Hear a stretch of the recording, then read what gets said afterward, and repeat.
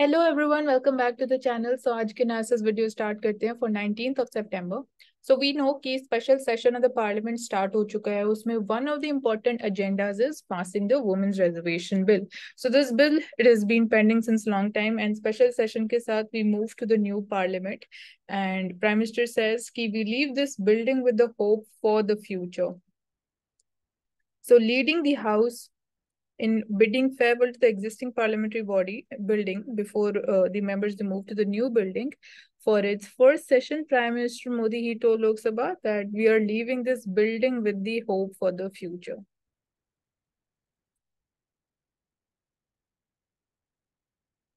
Apart from this, जब हम women reservation local level पे बात करते हैं तो we have again that thing is implemented and that is in works. But when we talk about reservation for the women MPs in the parliament, the general level, so the bill it has not been passed, बहुत सालों से pending mode में है and इसको पास नहीं किया जा रहा है। तो उसका बैकग्राउंड फर्स्टली हमारे लिए समझना इंपॉर्टेंट हो जाता है कि ऐसा क्या मेजर चैलेंज आ रहा है कि this bill is not being passed and also this is going to play an important role when we talk about women led development. So women led development ये एक एरिया हो गया पॉलिटिक्स में। Again how we are going to take or how we are going to ensure more women participation as politicians. So this is one dimension of politics. Now you need to think about, apart from this, economic areas में job employment opportunities में how we are going to increase the women labor force participation rate.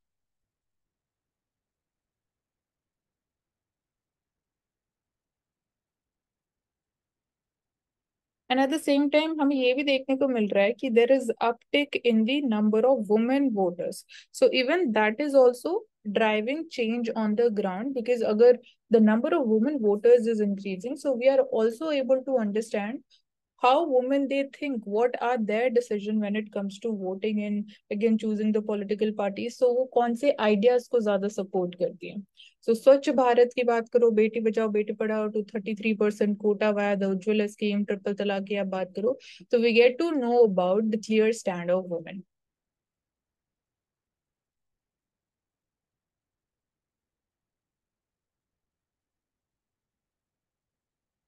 Apart from this, again we can think about कि direct benefit transverse का financial inclusion में कहाँ तक की impact हुआ है, how again this has made the implementation of schemes much more efficient, इस process को और कैसे एफिशिएंट बना दिया है एंड आने वाले टाइम में ये हमें और कैसे हेल्प कर सकते हैं, जो बेनिफिट्स जो अचीव हम चीजें ऑलरेडी कर चुके हैं थ्रू डीबीटी, ये और स्कीम्स में हमें कैसे supplement and complementary role play कर सकते हैं. तो ये कुछ पॉसिबल डायमेंशंस हो गए regarding direct benefit transverse.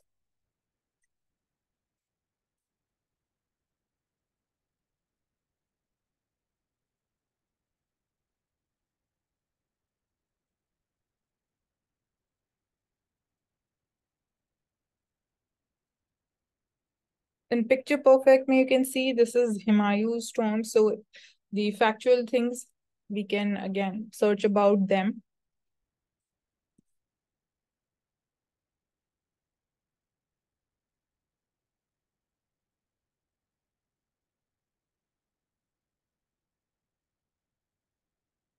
Then apart from the agenda of passing the women's reservation bill in the parliament during the special session, another important area is addressing the problems of the poor people. When we talk about inclusive development, so this becomes one important sub part of it.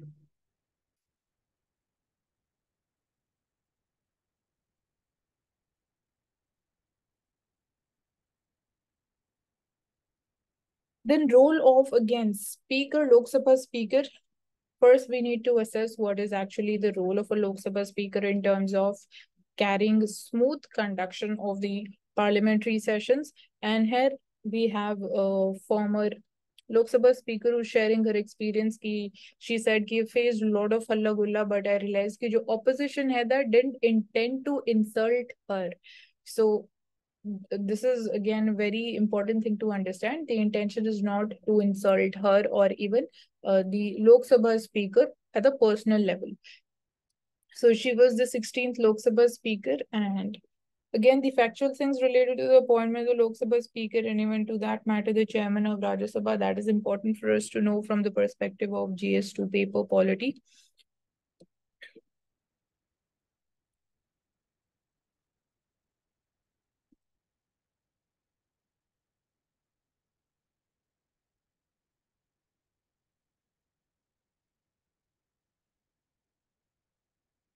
So we saw कि Geeta Mukherjee committee, it examined the bill, talking about the women reservation bill. So it examined the bill that the UPA government tabled in 1996. So you can imagine 1996 a bill, firstly, it is in pending stage.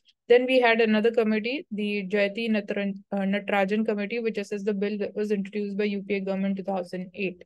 So again, what were their recommendations? That is important for us to know and again assess and study them. So additional OBC quota के ऊपर again कुछ suggestions, recommendations रहे referring to the proposal to reserve the seats for the women who are belonging to SCs and STs. And then Mukherjee committee it also noted कि जो इस type का reservation रहेगा of the seats that has not been provided for in the bill for the women belonging to the OBCs, because there is no reservation for the OBCs at present under the constitution as it exists for SCs and STs. Then time period of quota की बात की गई, inclusion of the Rajya Sabha and the legislative councils, even state level पे भी these things also obviously it needs to be taken into account. And Gill formula क्या था, तो Natarajan panel जो था it had also address some fresh issues like minimum requirement होनी चाहिए for the recognized political parties to have the women legislators.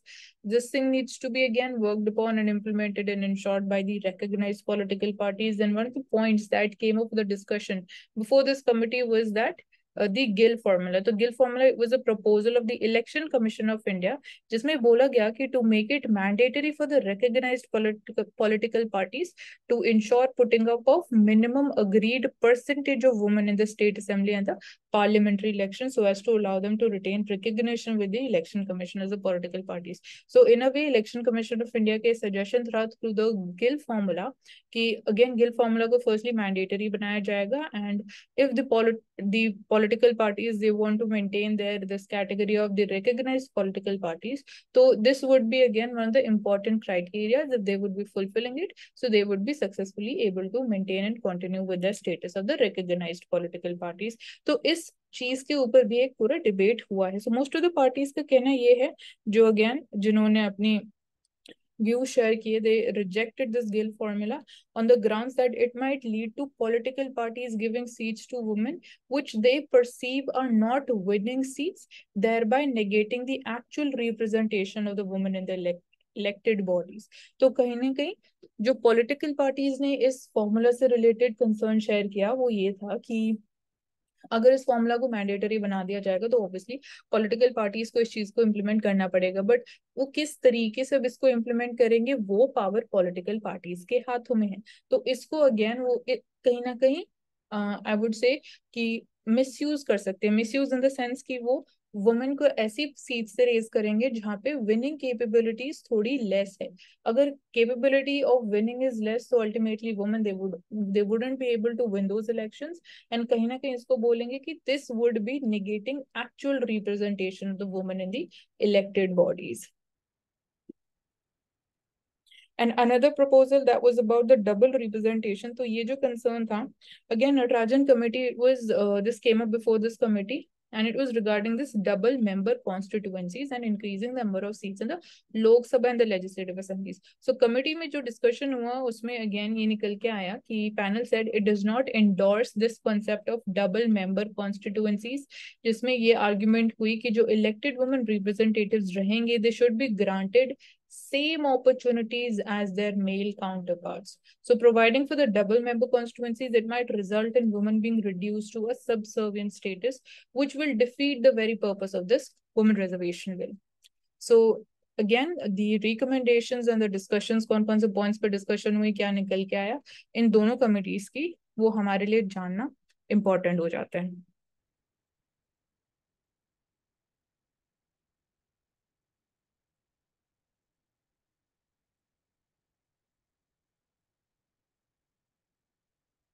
So again, you can understand this particular article as a case study. So this is from a Punjab border village, जहाँ पे government school, it sets an example for the state. So let's understand this. We see कि 7-year-old Agam loves to sit near the window in the school bus, but he knows well not to take his head or hands out. So there can be any accident because again, border area में located. So the bus monitor, it has told us to behave like good children while traveling. And apart from this, so with a mobile app, which is called the Class On, Monica gets busy tracking the bus route. So again, through map, through again this tracking technology एक app develop किया गया जिसके through जो बस की location school bus की location है उसको इजीली ट्रैक किया जाता है so since we can always track this vehicle on this app and even call the driver if that is also required तो again parents also don't feel unsafe and at the same time the school administration also don't feel unsafe because they're able to track the location of the bus. So the yellow bus finally stops inside the school gate around, we can say 8 a.m. Bus monitor does a head count before letting the children. So these are some of the common things which are followed. So you can see कि again कैसे security measures ऐसे border areas में how technology and again different apps, all of that are being leveraged so that security be maintained कर सके and at the same time education is also not compromised.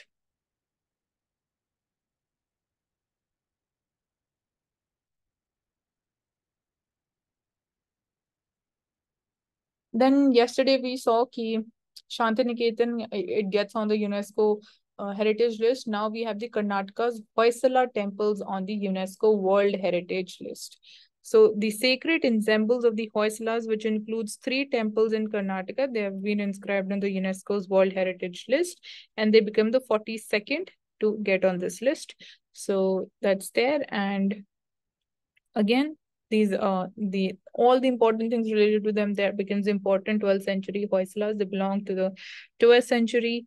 Then we see India submitted the nomination dossier for the sacred ensembles of the Hoysalas in 2022. And with this, we see ki these temples, which are found in Karnataka, they were built in the 12th and the 13th centuries by the Hoysala kings, and these are dedicated to Shiv and Vishnu.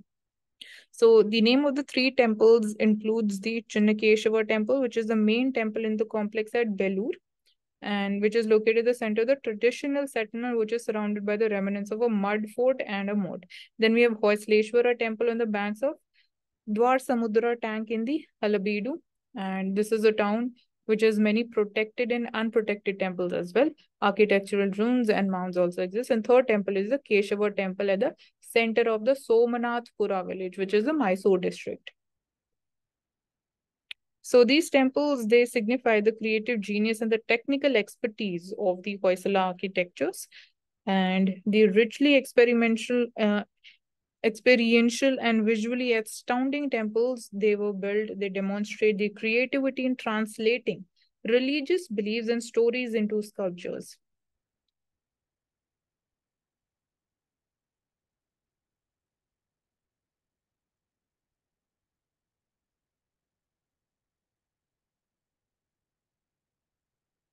So farmers again, they're preparing for a bigger Andolan. So let's see how it goes forward and how things change. So for us, it is important to, firstly know कि actually farmers problems क्या हैं, क्या main issues हैं, किन चीजों को farmer community, agriculture community challenge कर रही है. So one is their demand is that they need a law ensuring the MSP guarantee and safeguarding the stray cattle.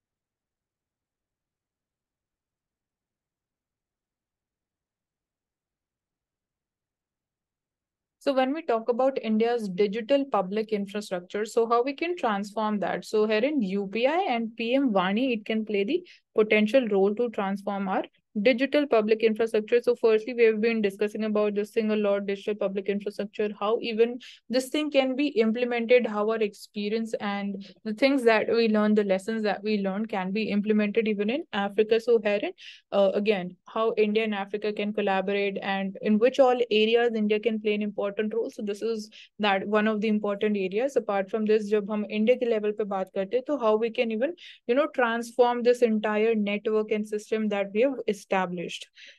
So the Digital India program, it had three main vision areas. तीन main vision of Digital India program includes connectivity, software and services on demand, and digital empowerment of the citizens. So ubiquitous digital connectivity is a sign for non today. Ubiquitous matlab something that is present everywhere all the time. So fortunately, जो connectivity landscape है that we have seen, it has been transformed in the last 7 years due to multiple factors like जो boom हमें mobile technology में देखने को मिला, 4G connectivity and coverage, and obviously introduction of 5G also.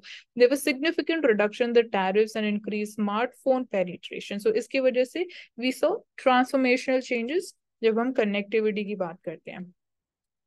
So there were policies like net neutrality and the focus on building this digital public infrastructure. Particularly, we had now the digital IDs, Aadhaar IDs की आप बात करो, we again जो usage of UPI network hai, that is increased. It has made making payments so easy and it is accessible at everywhere because again, आपको smartphone के through you have to just make it, and then further contributed to this digital India vision. जब हम बात करते हैं इसकी growth की, it has also been accompanied by huge surge in the demand for the data also. So India today, अगर हम बात करें, the per capita data consumption, it stands at whopping 19.5 GB per month. And जो total data volume है, it is transported by the mobile network. It is more than the mobile networks of even US and China combined.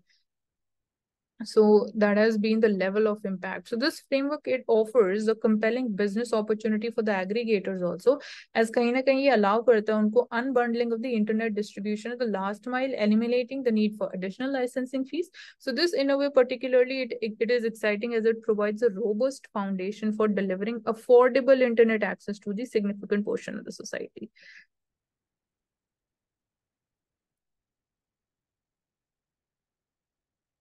Now, when we talk about PM Vani, so this was approved in 2020. So again, it took 3 years for the Department of Telecommunication to approach the Union Cabinet and got this PM Vani approved. So this was again transformation. So कोई भी license या permit नहीं चाहिए आपको for the operations if you want to start the operations.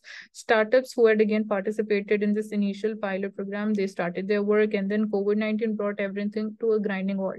So now we see when we talk about the operators who are called the public data office aggregators, they have started their work again. So when we talk about PM Vani, so it is again one of the arguments against PM Vani is that the data that is being so cheap, and with everyone having the 4G connectivity, there is no business case for the Wi-Fi hotspots. मतलब free Wi-Fi hotspots create करने का इतना ज़्यादा कोई मतलब नहीं बचा है because everybody is having access, everybody is having a smartphone, and again जो data rates are there also cheap, तो आपके phone पे again you have the access to data, so there's no point of creating या इतना कोई utility नहीं है of creating the Wi-Fi hotspots. So increase in demand due to the videos and the multitude of applications making it unaffordable for the poor families even today. So कुछ again यहाँ पे भी concerns है जब हम बात करते हैं, अगर हम बोल रहे हैं कि Wi-Fi hotspots बनाने का कोई point नहीं है, but कहीं ना कहीं किसी community को कुछ section of लोगों को तो वो benefit करेगा.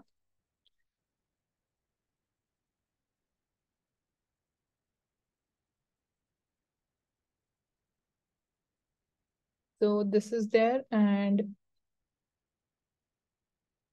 we have laid like a lot of investment has been done when it comes to the infrastructure that's been laid down in order to again ensure all these benefits that we have seen. And PM1 it needs to be promoted by all the stakeholders. So it is uniquely Indian in its approach of interoperability, its openness, and its scalability. So again, PM1 is going to play this transformation role when it comes to accelerating the impact and the scale of UPI and other digital public infrastructure that is built in our country.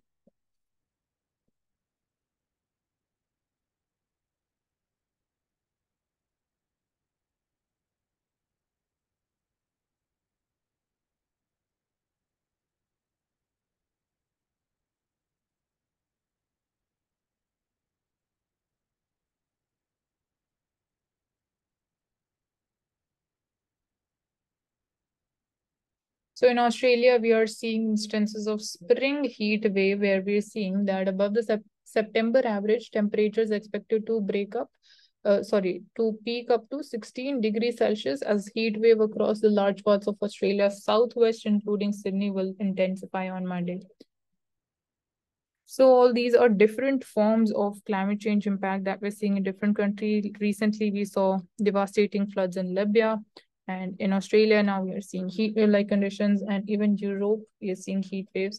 So these are different forms. India, may specifically hilly states, where we are seeing the flash floods, which caused havoc. Again, landslides, flash floods, torrential rains, cloudburst, all of that has created a problem.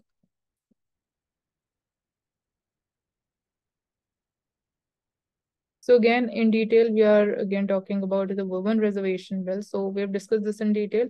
First attempt जो किया गया bill को pass करने का, that was in 1996. तब से this has been pending.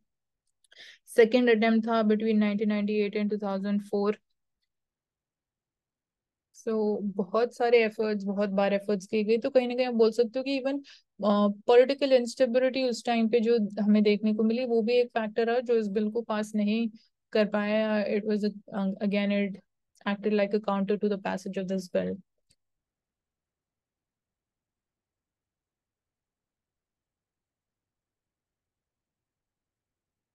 So the story of the backbone of the parliament. The backbone of the parliament has been the parliamentary secretariat. Secretariat means, common language I would address this. So we're talking about office of the parliament.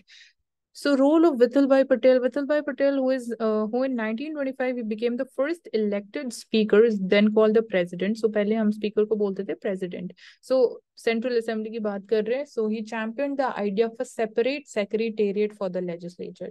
So that's how this thing started, and he believed कि जो office of speaker है, he had to work independently. So it also obviously needed its staff directly under its control. So this idea emerged from Vithalbhai Patel. And apart from this, obviously, then there was demand for separate security establishment for the legislature as well. Then parliamentary reporters के बारे में बात करें, perhaps the first set of such individuals were the parliamentary reporters. So these individuals are responsible for accurately reporting की legislative proceedings क्या रही. So again, their role also became important. Lok Sabha, Rajya Sabha rules of procedure, they require कि जो Secretary General shall cause to be prepared a full report of the proceedings of the House. So full report prepare की जाती है regarding the proceedings at each of its sittings, and it shall as soon as participable publish this also. This information. Then the builder of the parliament, MN Call. So the task of professionalizing the parliament secretariat and establishing its standard operating procedure, that role was fulfilled by Maheshwar Nath Kaul, who's a lawyer who joined the Legislative Assembly Office 1937 में, rose to become the Secretary of the Constituent Assembly. So he played an instrumental role in shaping the constitutional provisions when we talk about the ones related to legislatures, and pushed for independence of the Secretariat. Then Parliament's many languages. So when we talk about the languages are most often used in the parliament, so जब हम बात करें first Lok Sabha से, तो members they demanded कि simultaneous interpretation services की जानी चाहिए. Secretariat started providing Hindi में भी और English में भी real time interpretation. So it required interpreters to be familiar with the parliamentary businesses also, as well as proficiency in vocabulary, grammar, language nuances. So Parliament Secretariat, it now provides MPs with simultaneous interpretation of around 22 languages. So we started with 2, Hindi and English. Now we are at 22. Then structuring of the secretariat. So here in 1974 में committee of MPs it recommended कि structuring of the Lok Sabha Rajya Sabha secretariats किया जाना चाहिए into 11 functional areas. So further उसको और divide कर दिया गया, which was in terms of legislative की एक अलग branch बना दी, library research and information, verbatim remote reporting, editorial and translation. So different areas में इसको और segregate कर दिया.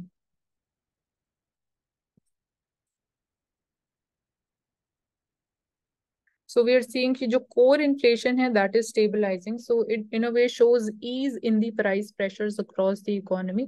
So core inflation basically core inflation और headline inflation में कोई difference होता है. Core inflation में food और fuel prices हम include नहीं करते हैं. तो in a way we're talking about more such areas जो और critical हो जाते हैं हमारे लिए जानना कि how they are performing at the inflation front, because food और fuel inflation ज़्यादा volatile रहते हैं, तो इसलिए we exclude them and calculate the core inflation. They reflect the performance, the situation of the core sector of the economy.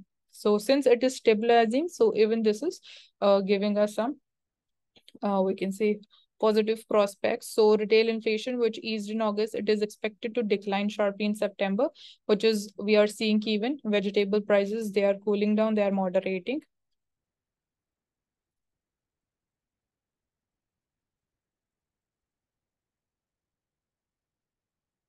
तो बीमा सुगम portal क्या होने वाला है, क्या मेन ऑब्जेक्टिव रहेगा, तो talking about the insurance sector. So IRDA is the regulator of the insurance sector. So Bima Sugam platform it will enable easy access under single roof for insurance companies, agents, brokers, banks, even aggregators. So it will act as a centralized database which will assist the consumers with all the insurance related queries. तो सारी queries किसी भी nature की, किसी भी area से related regarding insurance आपकी एक single platform that will be called the बीमा सुगम platform, वहाँ पे आप address कर सकते हो. Again you can file for your applications and again you can search for the information and get your problems resolved there.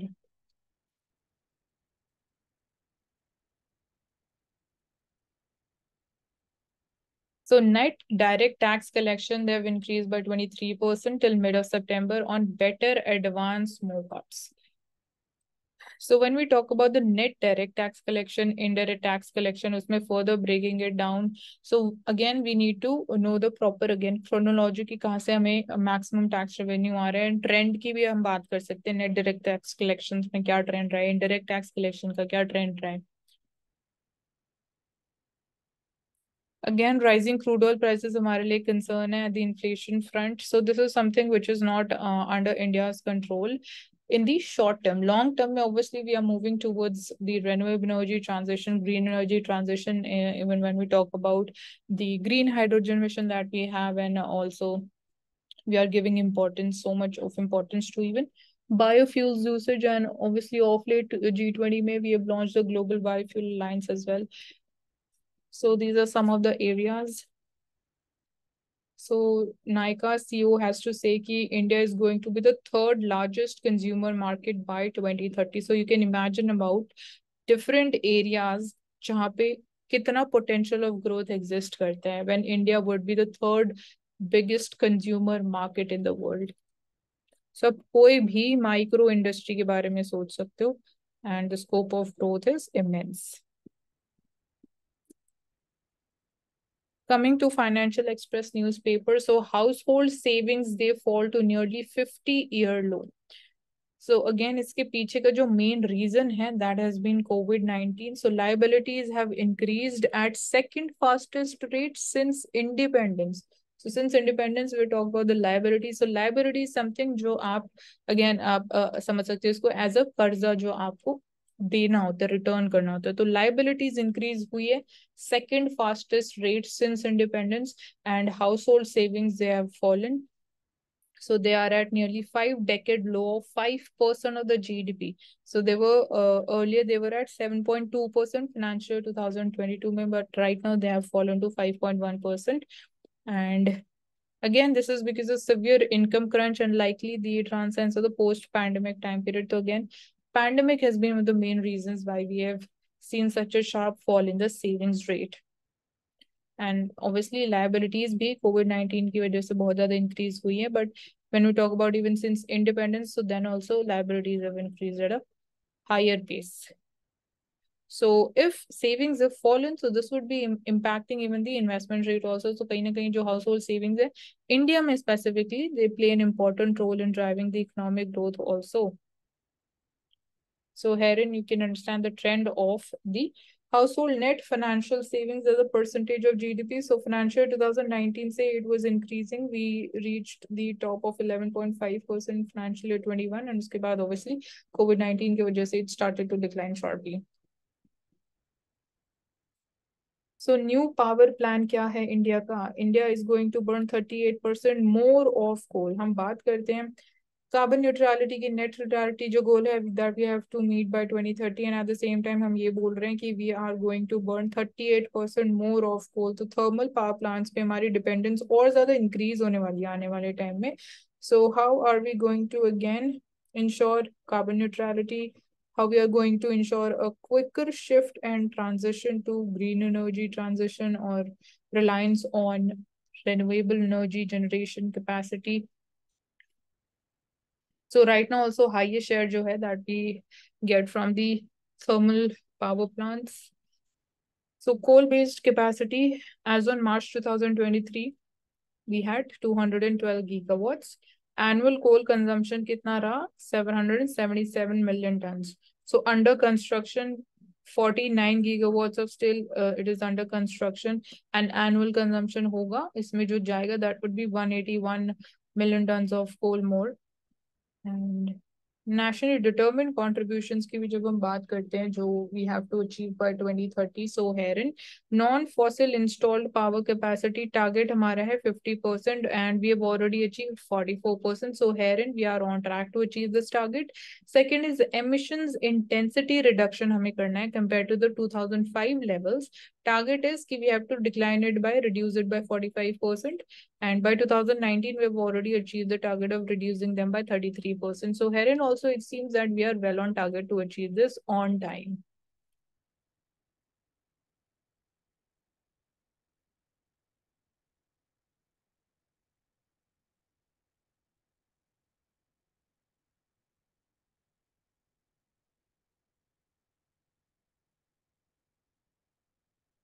RBI is saying that the economy is gaining strength amid the global gloom.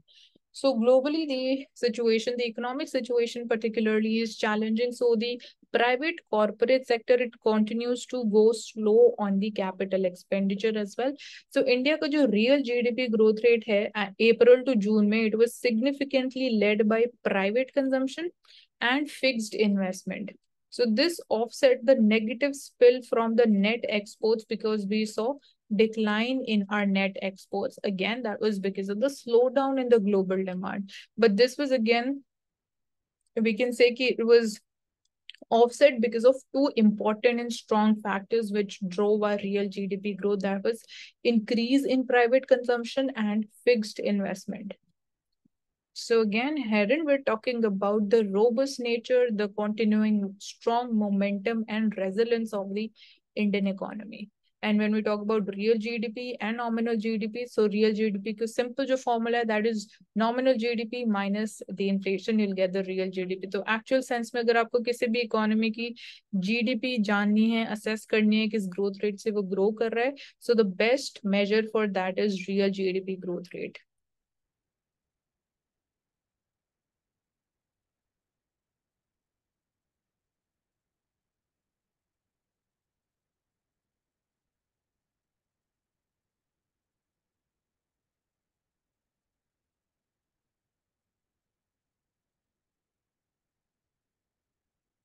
So since crude oil prices are increasing, it nears around $95 a barrel. So with that, we are also seeing कि rupee के ऊपर pressure increase हो रहा है. It is depreciating, so it has fallen to a new record low. And US dollar index, it is also strengthening. Rupee versus dollar, we are seeing rupee is depreciated to 83.27 rupees against $1.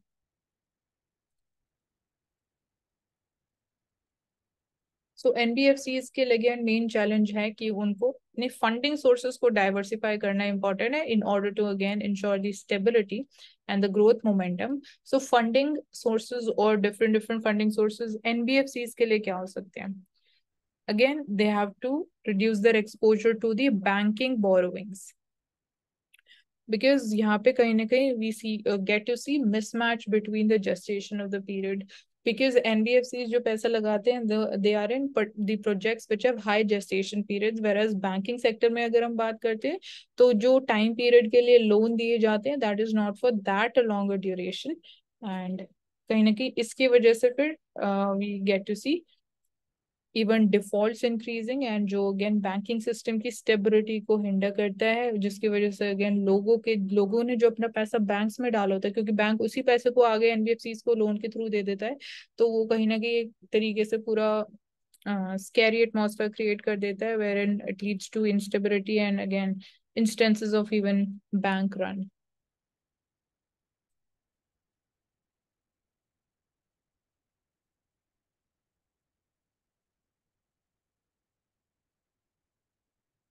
So specifically fast moving consumer goods के लिए rising crude oil prices concern क्यों है? Because again इसकी वजह से जो transportation cost है वो increase हो जाएगी. Ultimately this would be added burden on the consumers in terms of higher retail prices. So that's why it becomes a concern. And obviously कुछ economic concerns भी, but although में जो हमारी domestic private consumption demand है that remains strong, so इतना major concern नहीं होगा with related to weakening of demand, but yes with the increase in transportation cost थोड़ा ये challenge हो सकता है.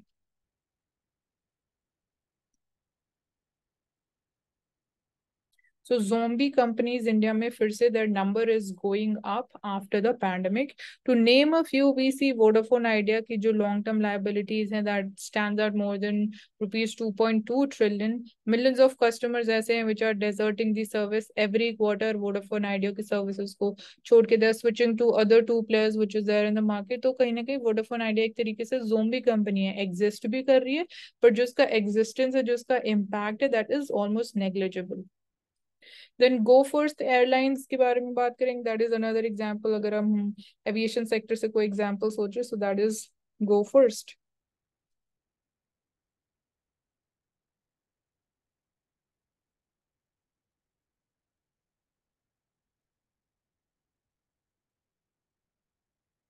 Coming to the Mint newspaper, so we see NASA is going to analyze the data behind the close encounters. Close encounters, we're talking about UFOs unidentified.